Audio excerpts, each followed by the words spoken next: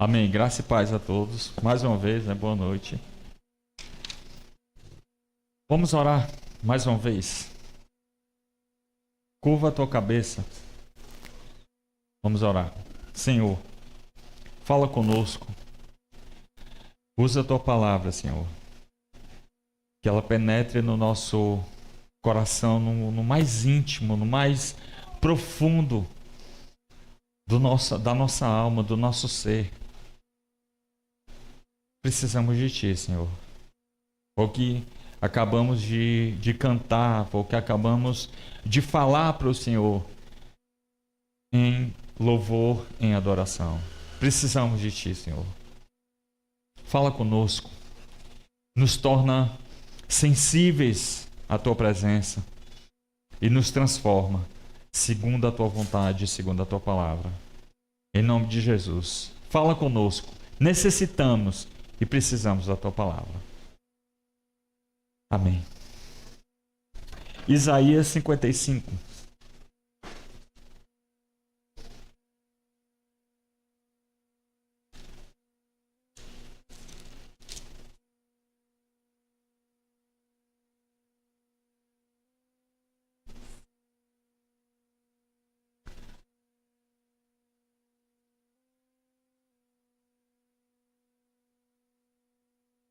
Isaías 55, o nosso versículo, por assim dizer, chave, né? Devido ao tema que a gente está trabalhando, o Antigo Testamento, ele aponta para Jesus, né? O que o Antigo Testamento diz respeito com Jesus. E o principal versículo é o versículo 11, onde ele diz o seguinte: assim será a palavra que sair da minha boca, não voltará para mim vazia, mas fará o que me apraz e prosperará naquilo que ou para o qual eu a designei. No entanto, para a gente entender o que Isaías quis dizer com isso aqui, a gente precisa voltar para o versículo 1. A gente entendeu por que ele falou isso.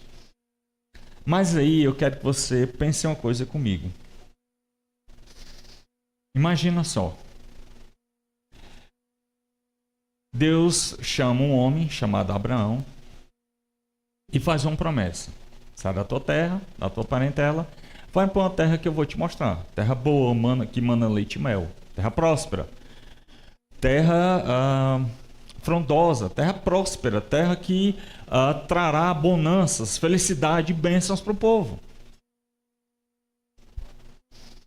Essa promessa, ela começa, por assim dizer, a ser cumprida quando os descendentes desse homem chamado Abraão saem do Egito.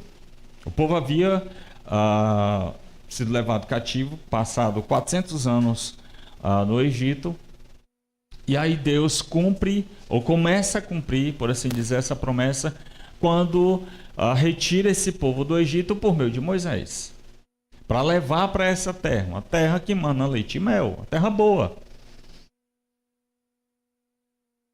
Só que o cumprimento final, colocar dessa forma, o auge, o apogeu desse cumprimento se dá em Davi, o rei de Israel. É Davi que reúne todas as tribos, é Davi que reúne todo o povo. E ali, quando Deus dá descanso de Davi, diante de todos os seus inimigos, essa promessa é concluída. O povo agora habita em uma terra que mana leite e mel, uma terra próspera, uma terra na qual o próprio Deus agora guia esse povo, porque Deus está ali com o povo.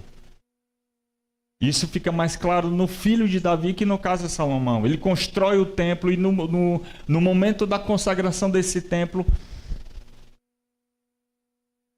os sacerdotes, quando a glória de Deus baixa ali no templo, eles não conseguem nem sequer ficar ali.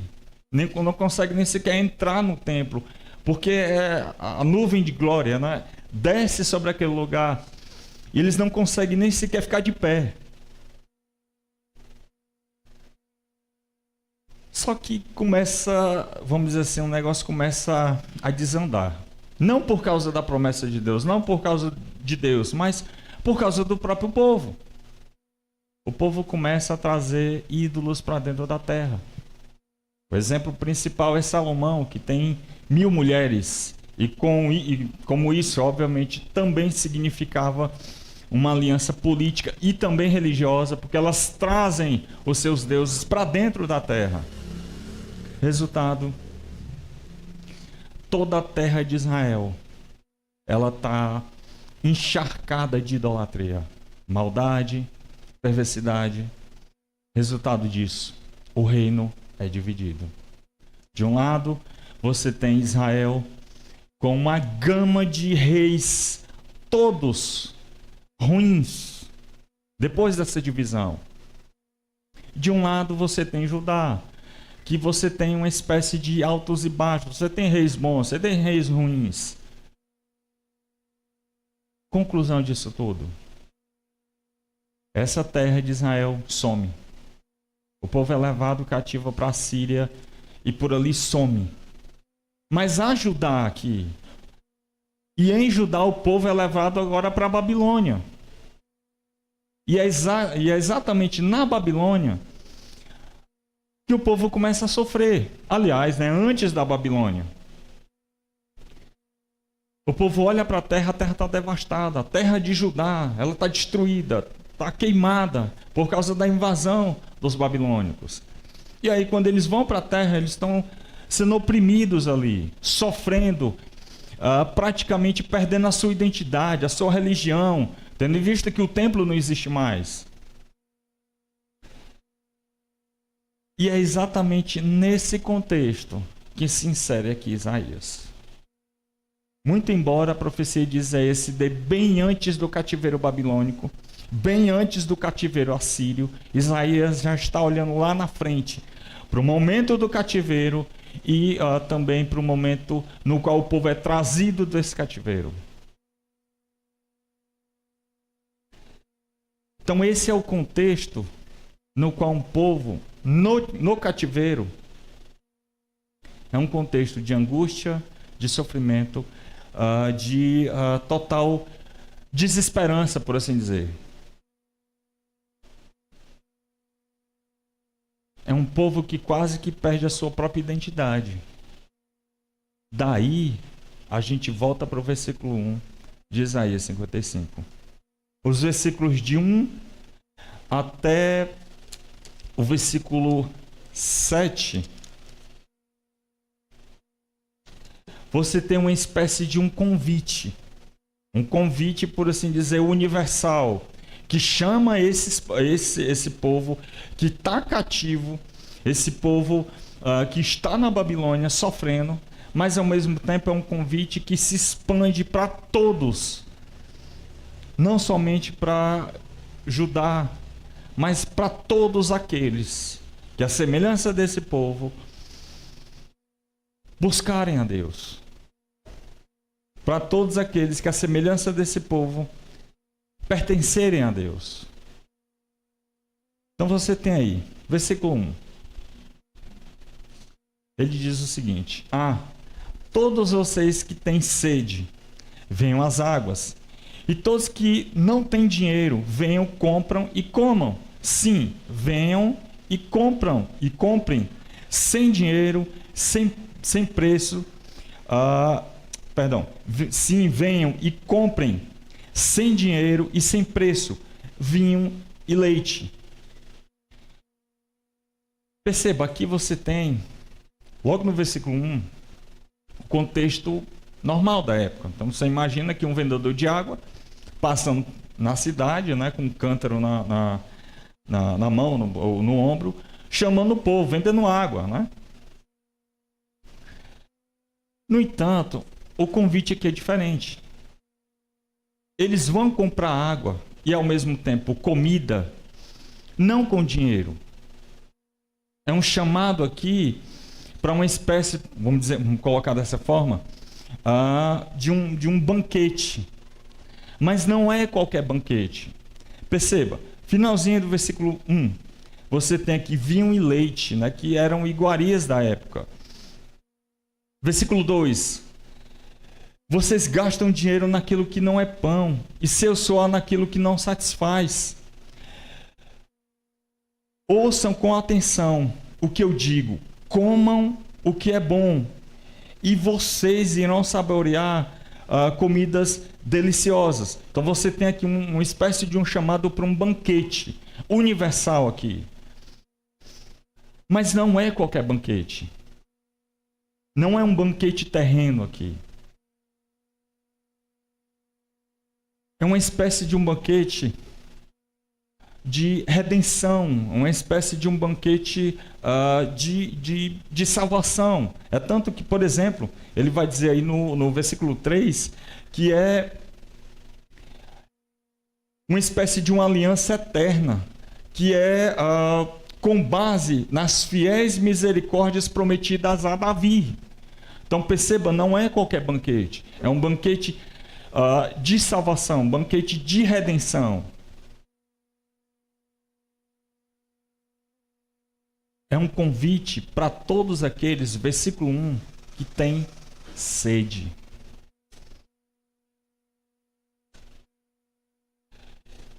Mais uma vez, qual era a condição do povo no cativeiro? Necessidade, sofrimento, angústia.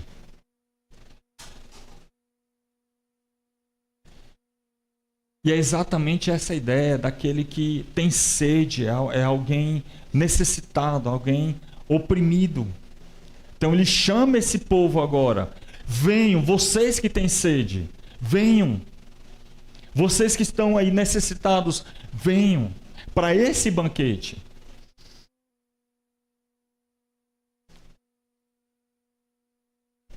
Imagina só alguém que tem tanta ansiedade, por assim dizer, para que algo mude, para que aquela situação mude no qual eles estão vivendo. Então é esse anseio, é essa sede, é esse desejo que esse povo tem para que toda aquela situação mude. Por isso ele chama a todos: venham, vocês que têm sede, e provem do que é bom.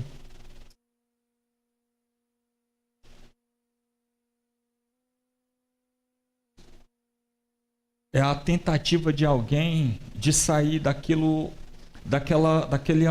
angústia no qual eles estavam vivendo. Essa é a sede, é esse anseio que eles tanto tinham, por assim dizer, em seus corações. Mas não para por aí. Então imagina só, você tem, em primeiro lugar, isso, mas no mesmo contexto, você tem pessoas pobres da época, vivendo no cativeiro. Pessoas que, por exemplo, não tinham dinheiro nem sequer para comprar água, para comprar comida. Então, os dois contextos se aplicam. Tanto, parece que Isaías está olhando para a necessidade do povo e trazendo ela como paralelo, espiritualizando, vamos dizer assim, o que eles estão vivendo. Versículo 1 ainda. Vocês que não têm dinheiro. Mais uma vez, aqui você tem uma condição de alguém em miséria. Alguém que não conseguia, por exemplo, comprar trigo para poder se alimentar. O que ele está oferecendo aqui é um banquete, mas não segundo o banquete do mundo, não segundo os padrões comuns da época. Veja, venham e comprem água sem dinheiro.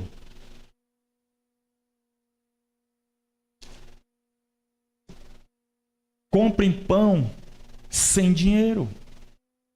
É uma chamada para esse banquete. Só que aí vem uma coisa legal, né? Versículo 2. Por que vocês gastam o dinheiro naquilo que não é pão, e o seu suor naquilo que não satisfaz? Então, de um lado, no versículo 1, você tem aqueles que não têm dinheiro praticamente para nada.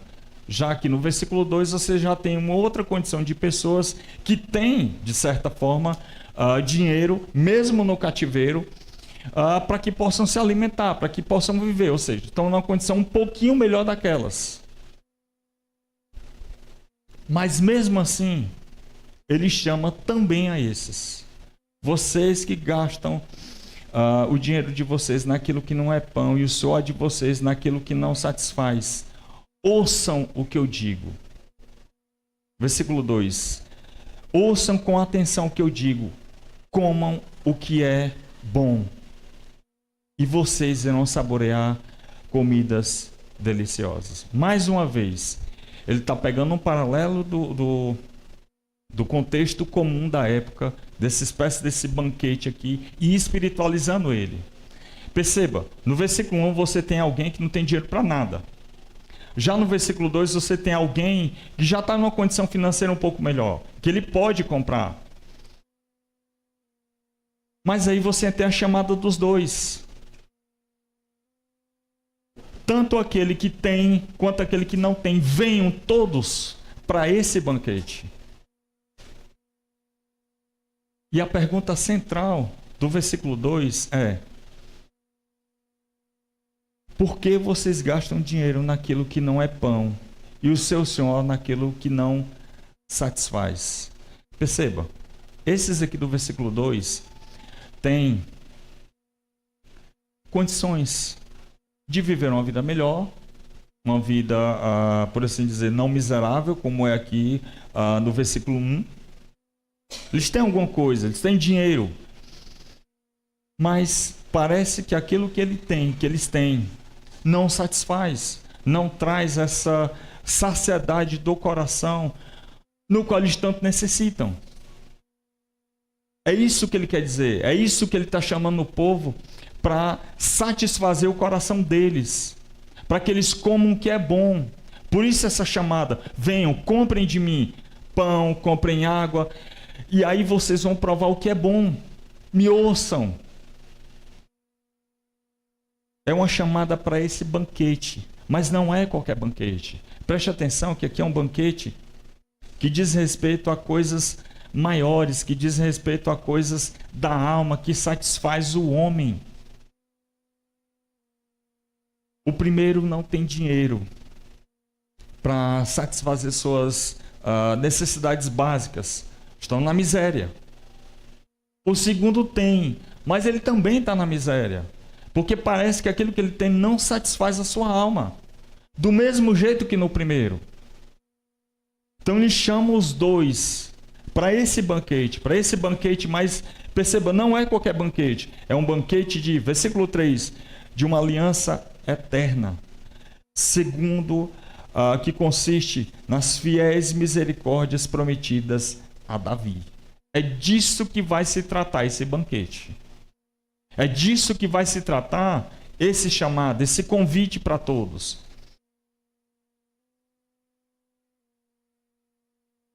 Ele está tentando mostrar aqui para esse povo, tanto para aqueles que sofrem, quanto para aqueles que têm uma condição um pouquinho melhor, que a verdadeira necessidade do homem não é o que ele tem, não é a necessidade no qual ele está enfrentando, mas é o próprio Deus. Daí a pergunta do versículo 2. Por que vocês gastam dinheiro naquilo que não satisfaz? O problema não é a necessidade física, não é a necessidade financeira do povo, mas sim a sua alma. Aquilo não satisfaz. Por isso ele chama esse povo que sofre, que está ali angustiado. Mesmo na Babilônia, existiam alguns que tinham uma condição um pouquinho melhor, mas mesmo assim ele chama esse povo para que todos pudessem vir para esse banquete, comprar de Deus gratuitamente. Versículo 3: deem ouvido e venham a mim, escutem, e vocês viverão, porque farei uma aliança eterna com vocês, que consiste nas fiéis misericórdias prometidas a Davi. A grande pergunta que a gente faz é: que fiéis misericórdias prometidas a Davi são essas? Em 2 Samuel, capítulo 7, na altura ali do versículo 8, Deus promete a Davi um descendente que sempre se assentaria no seu trono. Isso perpetuamente. Deus promete a Davi que sempre estaria com aquele povo. Então esse banquete, a chamada para esse banquete, para se deliciar em Deus, consiste no cumprimento dessas promessas que Deus havia feito a Davi. E não somente a Davi, vem de Abraão. E vem se estendendo. Chega em Davi, quando Deus diz, promete a Davi que sempre terá um descendente que assente no seu trono. Ele está chamando esse povo agora para esse banquete. Para que esse povo se delicie com as iguarias desse reino, do reino verdadeiro.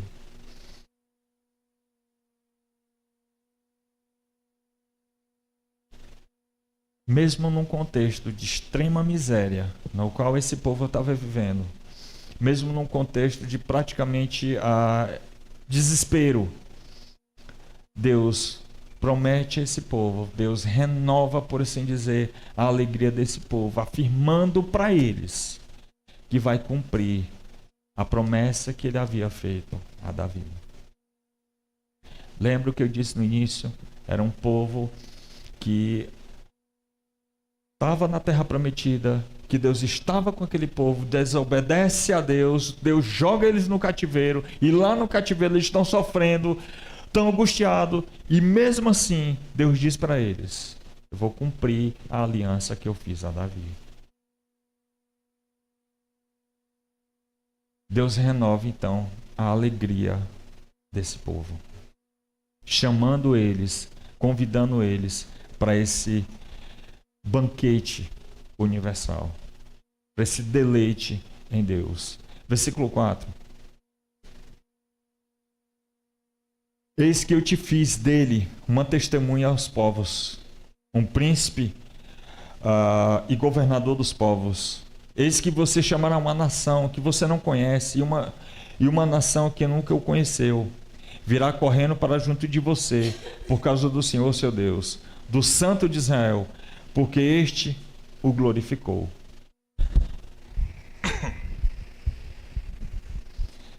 Os versículos 4 e 5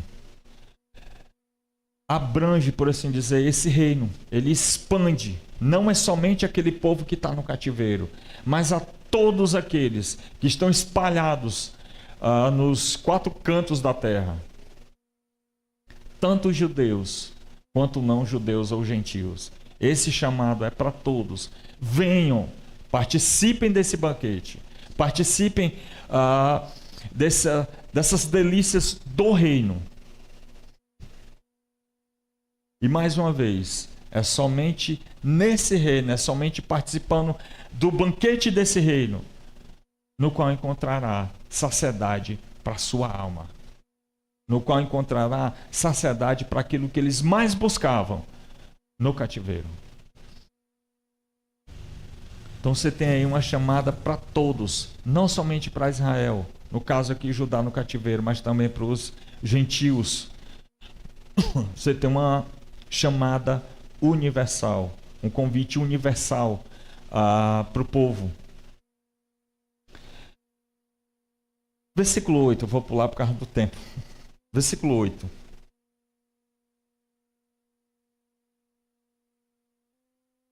Então, até o versículo 7, de 1 a 7, ele vem chamando o povo para esse banquete de redenção. Perceba, ele está chamando o povo para se deliciar em Deus, para participar desse banquete que traz a verdadeira saciedade para a alma desse povo.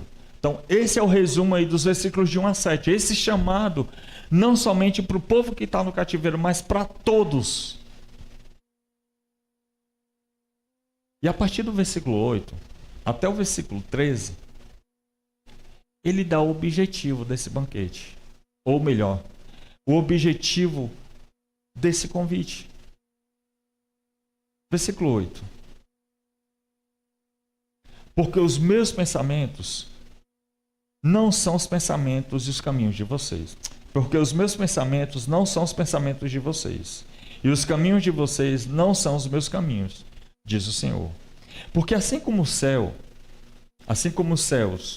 são mais altos do que a terra, assim os meus caminhos são mais altos do que os vossos caminhos, e os meus pensamentos mais altos do que os pensamentos de vocês. Porque assim como a chuva e a neve descem do céu e para lá não voltam, sem que primeiro reguem a terra e fecunde e façam brotar, para dar semente ao semeador e pão ao que come, assim será a palavra que sair da minha boca. Não voltará para mim vazia, mas fará o que me apraz e prosperará naquilo para que a designei. Qual é o objetivo desse convite que Deus está chamando esse povo? Redenção. No versículo 8, você tem aqui duas coisas.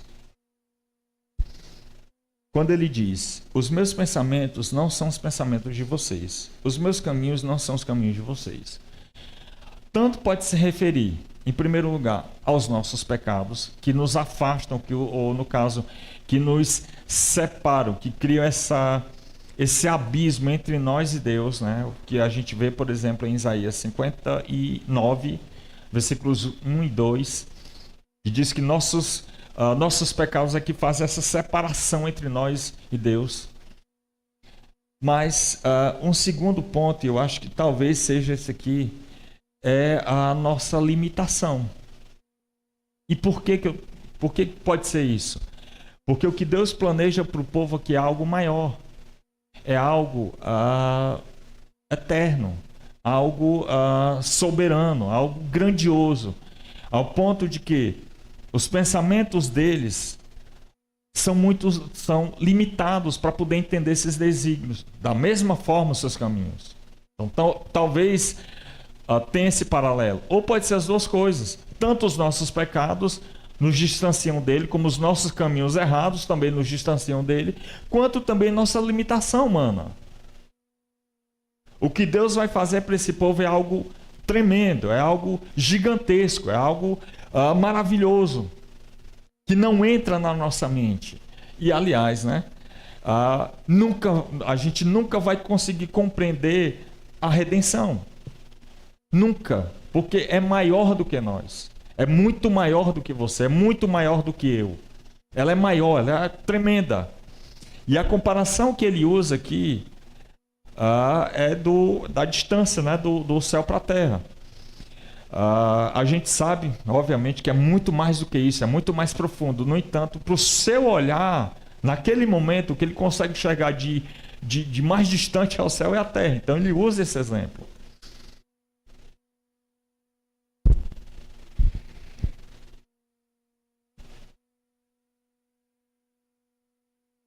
Os planos de Deus são eternos.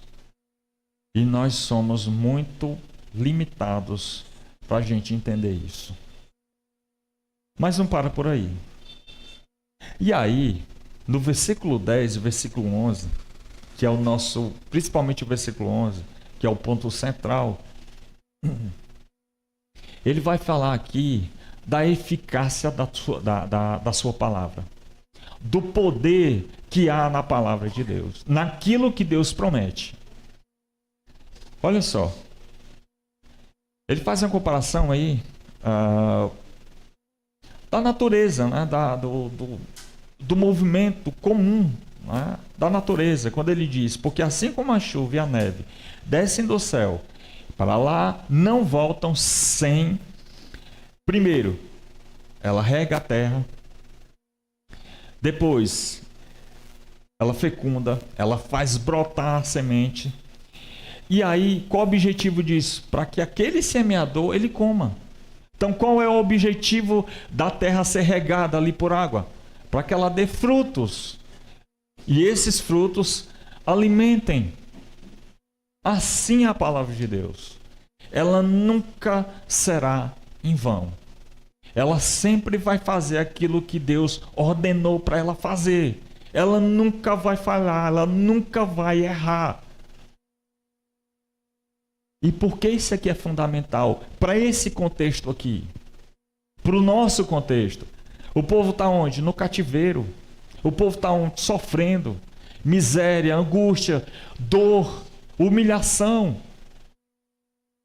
E aí Deus olha para esse povo e diz assim: venham, comam das delícias do reino. Mas não é qualquer comida, não é a comida que vocês estão acostumados aí. Onde vocês estão? Não, essa aqui é o verdadeiro banquete que eu estou trazendo para vocês. É o cumprimento das promessas que eu fiz a Davi e estou trazendo para vocês. Para isso ele reforça: a minha palavra nunca retornará vazia. Deus vai cumprir aquela promessa àquele povo.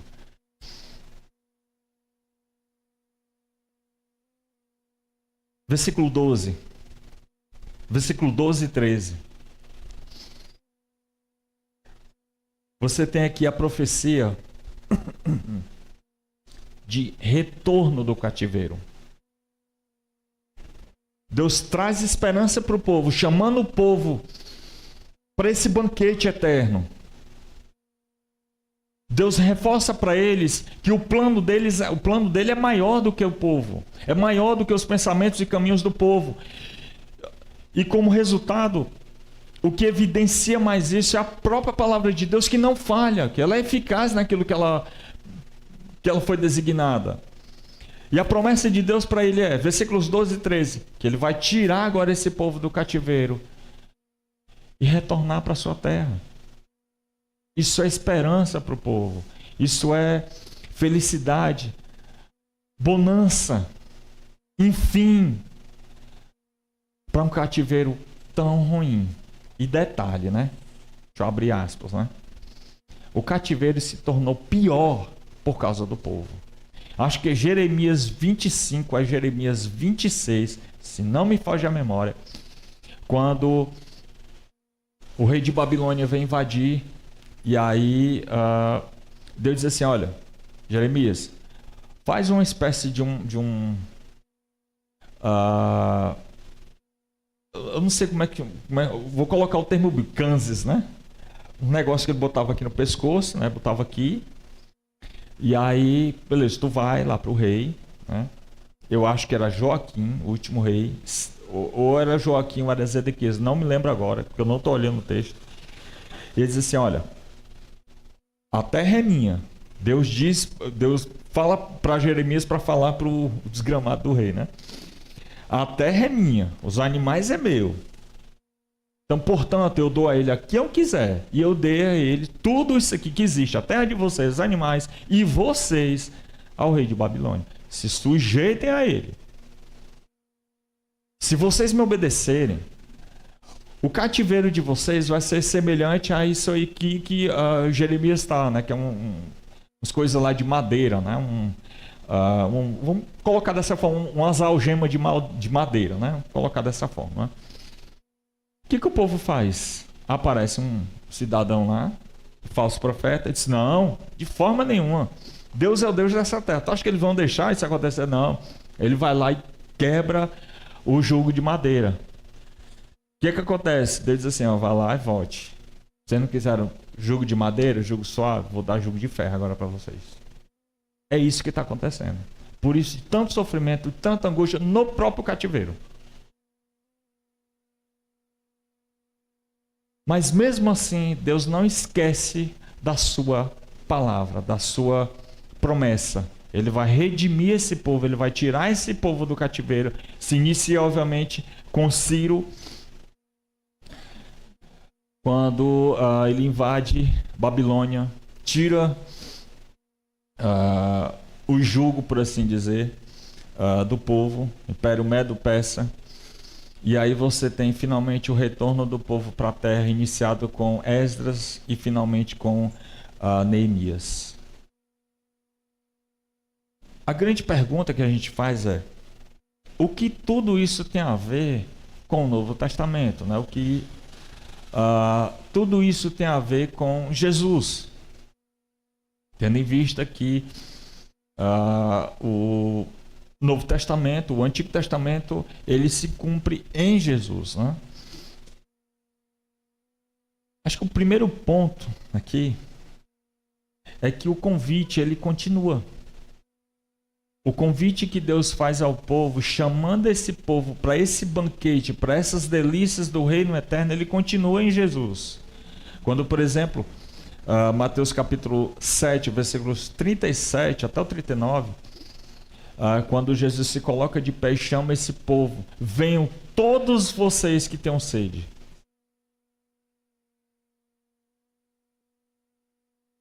O convite continua.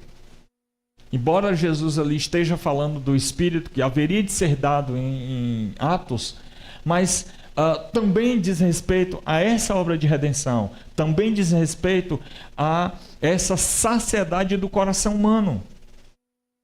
Venham todos vocês, os sedentos, os famintos, que o próprio Deus vai preencher esse vazio do homem. O convite continua. O mesmo convite continua.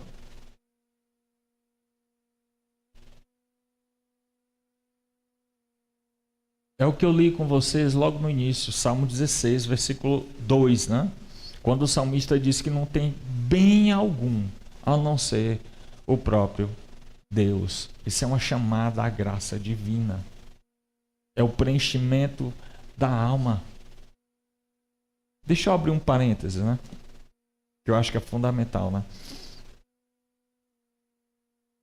A gente não consegue, o ser humano como um todo, ele não consegue ser feliz com o que ele tem.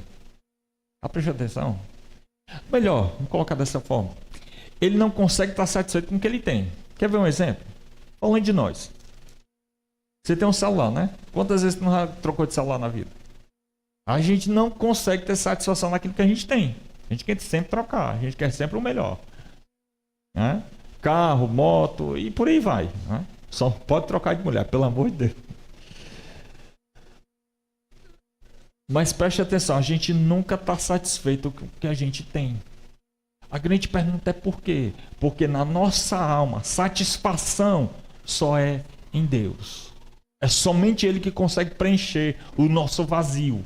É somente Ele. Eu vou abrir outro, fechar o parênteses e vou abrir outro. Falar de mim. Meu testemunho próprio, né, de vida. Eu quando vivia nesse mundão, esse porteiro, né?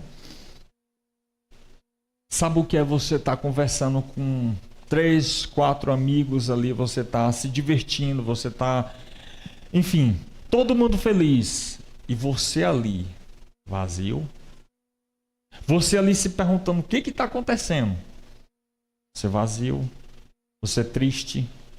Você mesmo não consegue explicar por que você está sentindo aquilo ali. E esse vazio, meu irmão, ele só passa quando, enfim, um dia Deus te chama. Eu acho que a gente mesmo tem isso de experiência de vida. De experiência como cristão.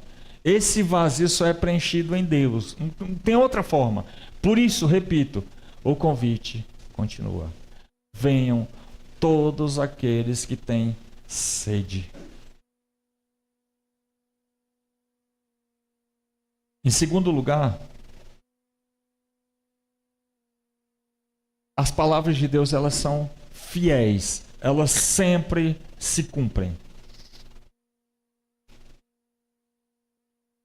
Quando Pedro está discursando em Antioquia, né, esse capítulo 13 de Atos. Paulo. E aí lá pelas tantas, né, ele falando sobre a obra da redenção, sobre o fato de Jesus ter ressuscitado. E aí lá no versículo 34 de Atos 13, Paulo cita exatamente essa passagem. O que vocês estão vendo aqui? Foi o que aconteceu com o Messias, com aquele que vocês mataram, mas Deus ressuscitou dentre os mortos. O que foi que houve? Foi porque o próprio Deus cumpriu a sua palavra quando disse que as fiéis misericórdias concedidas a Davi seriam cumpridas. Exatamente no fato do Filho ressurgir dos mortos. Ali, essas fiéis misericórdias, essa aliança eterna, esse banquete foi cumprido em Jesus. Deus sempre cumpre suas palavras. Sua palavra é fiel. Em terceiro lugar, também é um convite à conversão. É o que ele diz, eu até passei devido ao tempo. É o que ele diz aí nos versículos 7, versículo 7, versículos 6 e 7, aí diz aí 55, né? Busque o Senhor enquanto pode ser encontrado. Invoquem enquanto ele está perto. Que o ímpio abandone o seu caminho e o homem mau os seus pensamentos e convertam-se ao Senhor, que se compadecerá dele. E volte para o nosso Deus, porque ele é rico em perdoar. Também é um chamado para conversão. Tanto é um chamado para que Deus preencha aquele vazio, porque é o único que vai conseguir fazer isso, mas ao mesmo tempo é um chamado de conversão. Mais uma vez, é um chamado universal. Chamado esse que se repete, por exemplo, Atos capítulo 2, versículo 38, né? Quando Pedro faz todo aquele discurso explicando para o povo o que estava acontecendo com a descida do Espírito, e aí Pedro diz assim, quando eles se desesperam, o que a gente vai fazer? A gente está vendo tudo isso. O que a gente vai fazer? Pedro responde para eles, convertam-se. Convertam-se. Voltem-se para Deus. Então também é um chamado de conversão. É um chamado universal. E por fim,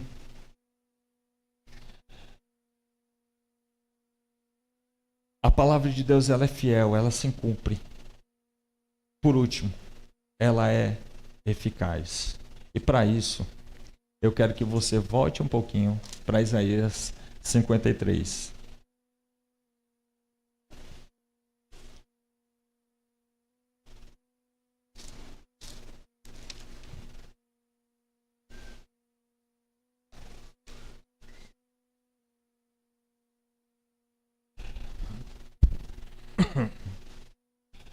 Isaías 53. Se você já leu o livro de Isaías todo, você lembra do capítulo 1, não lembra? Quando Deus diz assim, falando por meio do profeta. Como é que estava o povo? Cabeça da planta do pé até o alto da cabeça tinha o quê? Contusão, ferida, chaga. O ser apresentado em Isaías capítulo 1, ele está podre. Do alto da cabeça à ponta do pé. Não há nada são nele. Só doenças, feridas, chagas, podridão mesmo. Em Isaías 53, você tem o famoso servo sofredor, que ele é o substituto do ser do capítulo 1 de Isaías. O servo ele vai pegar todas aquelas chagas, podridão que há no ser de Isaías capítulo 1 e vai transferir para ele.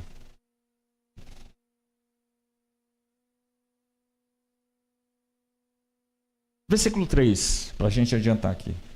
Era desprezado e mais rejeitado entre os homens, homem de dores, que sabe o que é padecer, e como um que entre os homens esconde o rosto, era desprezado e deles não fizemos caso. Certamente, aí vem, versículo 4. Ele tomou sobre si nossas enfermidades. Lembre de Isaías capítulo 1. Nossas enfermidades, nossas dores levou sobre si. Nós o considerávamos como aflito, ferido de Deus e oprimido. Mas ele foi transpassado por quê? Por causa das nossas transgressões e moído por causa das nossas iniquidades. Lembra do capítulo 1 de Isaías? Como é que está o povo? Podre, chagas e feridas. A explicação que Isaías dá o quê? Ali é o pecado do povo. O povo estava daquela forma, ali era o ser, ali era representado toda a nação, carregado de chagas, de feridas. E aí vai o servo e toma tudo isso para ele. E agora aquele ser que era atormentado por Deus, que tinha sobre si a sua ira, o seu castigo, vem o servo de Isaías 53 e toma tudo isso, tantas dores, como as chagas, como o próprio castigo. E é exatamente o que ele diz: o castigo que nos traz a paz estava sobre ele. E por suas feridas, que ele tomou de nós somos sarados. E aí, esse mesmo servo, ele morre.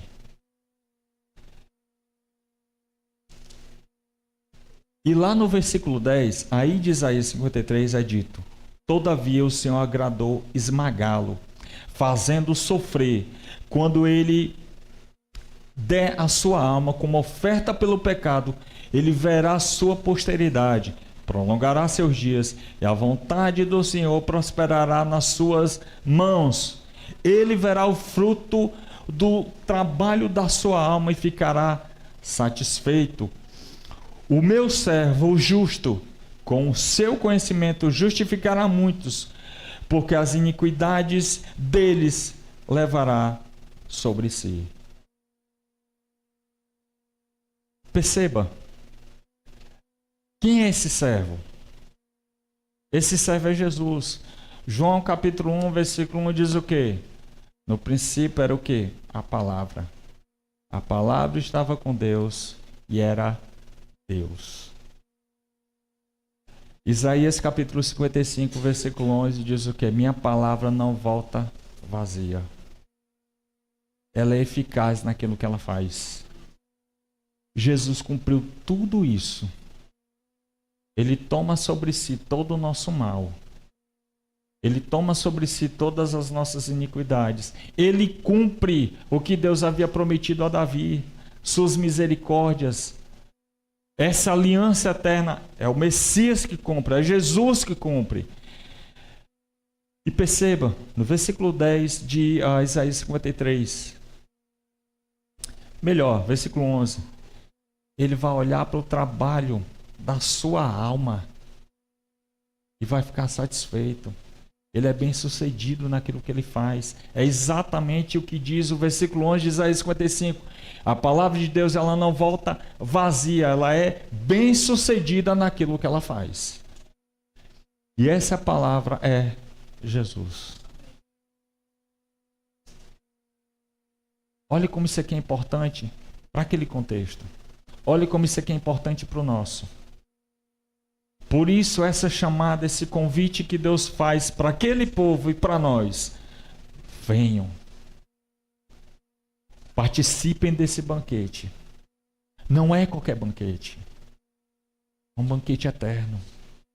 Deliciem-se no próprio Deus. Aquilo que Deus ia fazer era tão tremendo, tão maravilhoso, que, para citar as palavras de Paulo, né, no finalzinho da carta de Paulo, lá no finalzinho do capítulo 11, né, de Romanos, que ele diz que as insondáveis, né, descreve todo aquele plano tremendo de redenção de Deus. Abra comigo em Romanos, para a gente finalizar. Romanos capítulo 11.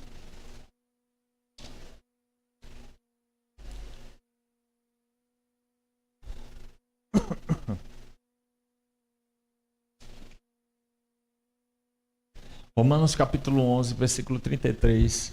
Paulo, depois de descrever todo o processo redentivo, ele termina com esse louvor, e que é o nosso.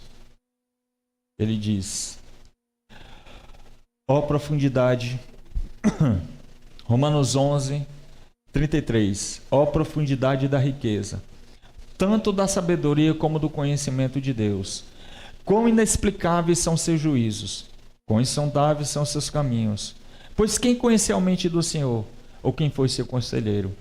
Ou quem primeiro deu alguma coisa a Deus, para que seja restituído? Porque dele, por meio dele e para ele, são todas as coisas. A ele seja a glória para sempre. Amém. É exatamente assim que a gente termina. Louvando a Deus, de joelhos. O convite está aí. Chamado serve para nós, serve para o povo aqui judeu, serve para o mundo. Venham, participem desse banquete. Deus cumprirá sua promessa. A Ele e para Ele são todas as coisas. Amém? Vamos orar.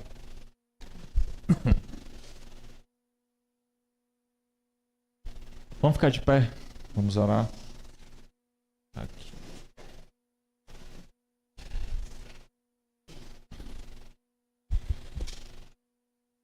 Senhor, te louvamos e terminamos te louvando, iniciamos te louvando. Quem somos nós, Senhor? É como tua palavra mesmo diz: teus caminhos são mais altos que os nossos, teus pensamentos são mais altos do que o nosso. O que a gente pode dizer senão se dobrar diante de ti, louvar a ti, te agradecer por essa tamanha misericórdia, por essa tamanha grandiosidade de teu amor. Que possamos ser gratos, Senhor, a ti. Não somente hoje, nesse momento aqui no qual nos reunimos para cultuar o teu nome, mas todos os dias. No momento que a gente for deitar, no momento que a gente acordar, no momento que a gente for trabalhar, seja qual for o momento, no momento que a gente for lanchar ou almoçar, ou seja o que for, que possamos ser gratos a ti. Que maravilha, Senhor, sabermos que um dia estaremos diante de ti. Não porque merecemos, não porque a gente fez algo tão tremendo ou maravilhoso que possa ter te encantado, não. Mas porque o Senhor nos amou. O Senhor nos amou antes da fundação do mundo. O Senhor já tinha nos amado. O Senhor já tinha planejado que o Senhor enviaria seu Filho para morrer por nós. E é exatamente nesse amor que nos consolamos. É nesse amor que depositamos toda a nossa fé, toda a nossa esperança. Não temos nada nessa vida a não ser o Senhor. E que bom que é assim. Pois dessa forma colocamos toda a nossa esperança diante de Ti. Colocamos o nosso coração, colocamos todos os nossos planos. Buscamos a Ti. E que bom que temos a Tua presença, pois ela nos ensina a nos desvencilhar do amor desse mundo, do amor das coisas terrenas, do amor e apego naquilo que temos nesse mundo, para descansarmos em Ti. O que podemos dizer a Ti, Senhor, se não obrigado? Se não entregar nosso coração a Ti, se não clamar a Ti por mais santidade, clamar a Ti por mais perseverança na fé, clamar a Ti por mais da Tua presença em nossas vidas, o que mais podemos dizer a não ser obrigado, Senhor? Obrigado por todo o Teu amor, por toda a Tua graça. E pedimos, em nome de Jesus, transborda do nosso coração, mais do que nunca, esse anseio, esse desejo, essa sede por Te adorar, Senhor. Transborda mais ainda no nosso coração esse sentimento, essa afeição de que satisfação na vida só encontraremos diante do Senhor. Felicidade na vida só encontraremos na Tua presença. Sentido na vida só encontraremos diante de Ti, ajoelhados e orando, clamando a Ti. Recebe nossas orações, Senhor. Recebe tudo aquilo que pedimos a Ti hoje, nessa noite, que cantamos a Ti. Recebe e faz, Senhor, segundo a Tua vontade, para que teu nome seja glorificado. É nosso pedido a ti. Nos despede em paz os nossos lares, nos protege, nos guarda, nos dá uma semana repleta da tua graça, repleta da tua presença, Senhor, para que possamos mais uma vez retornar aqui, cultuar o teu nome e engrandecer a ti. É nosso pedido, em nome de Jesus. Amém. Amém.